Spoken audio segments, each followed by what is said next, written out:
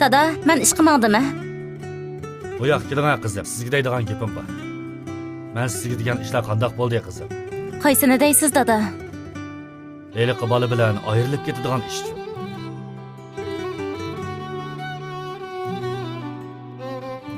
Dada, bu balamo yaxshi bola. O'zimi tirishiyotidi.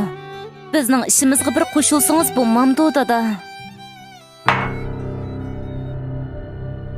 Qizim, sizni cho'ng qilib bitib bag'ini mushu shirkatdagi o'rningiz, shundaqmi?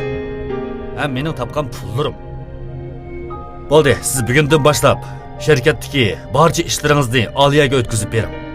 Men sizning bank kartalaringizning hammini to'ngiltib etaman. Qani gapimga kirmaginingizda bir ko'ray.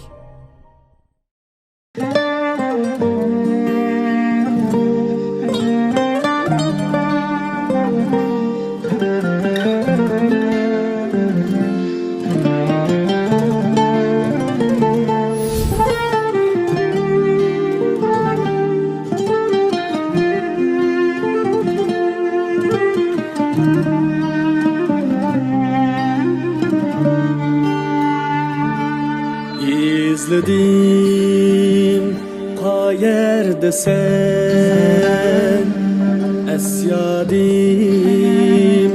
senin bilen tiyalim senin bilen kim bilen yürgen sen kayan tiyalim senin bilen hayalim senin bilen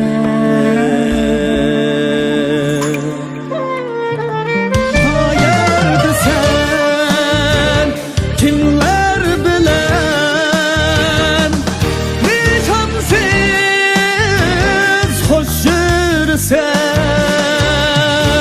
unuttun mu sevgimizni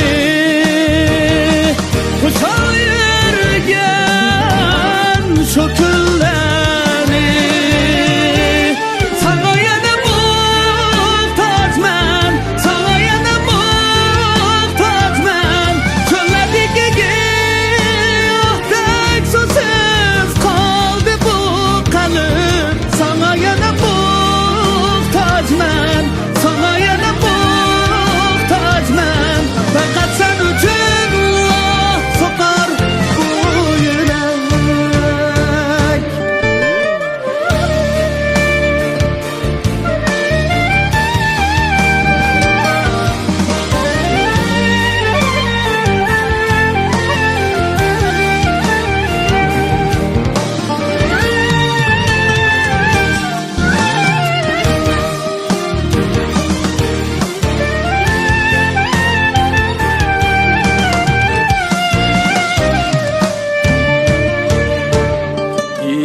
İzledim qayerda sen esyadim senin bilen tiyalim senin bilen kim bilen yürgen sen kayan tiyalim